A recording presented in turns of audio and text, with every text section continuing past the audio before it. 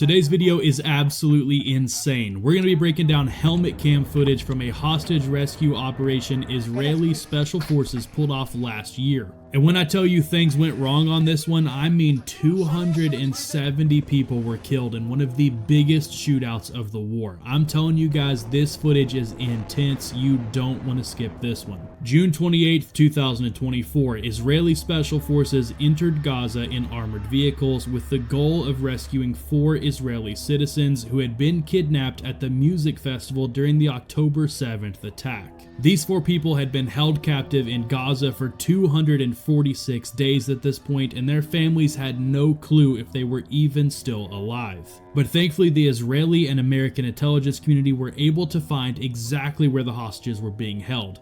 It was difficult because the terrorists were regularly moving the hostages to different locations around Gaza to make it harder for the IDF to find them. To make things even worse, the terrorist group was paying families in Gaza to let them hold the hostages in their house, which of course makes it incredibly difficult for the IDF to rescue the hostages without risking the lives of the family that lives there. Once they located the hostages, the mission named Operation Seeds of Summer was quickly handed over to the Israeli Police Special Operations Unit called Yamam. In the days leading up to the operation, the IDF launched a separate large-scale operation to the southeast of where the hostages were being held as a distraction to move terrorist forces away from the hostages. The hostages were being held in 2 separate tall buildings about 200 meters apart, 3 hostages in one house together and 1 hostage in a separate house alone. The targets would have to be hit at the exact same time because the terrorists would likely terminate the hostages if they knew there was a rescue operation happening next door. The first building with the lone hostage was cleared very easily. He had only a few guards watching him and they were quickly eliminated by the operators. But at the second building, a major gunfight broke out, and Chief Inspector Arnon, the commander of the team at the second building, was critically wounded while attempting to save the hostages. Despite their commander being down, the operators were able to quickly put down all of the terrorists in the building without wounding any of the hostages or the families living in the house.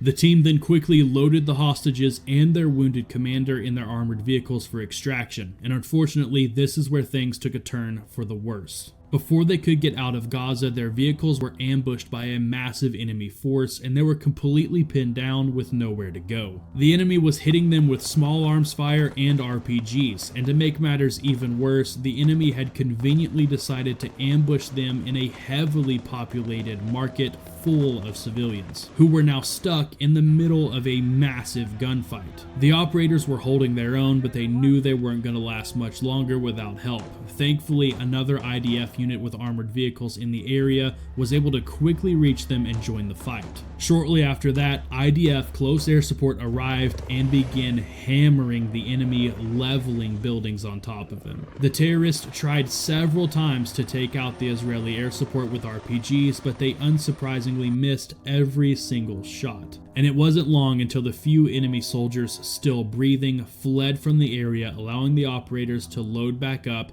and get out of Gaza.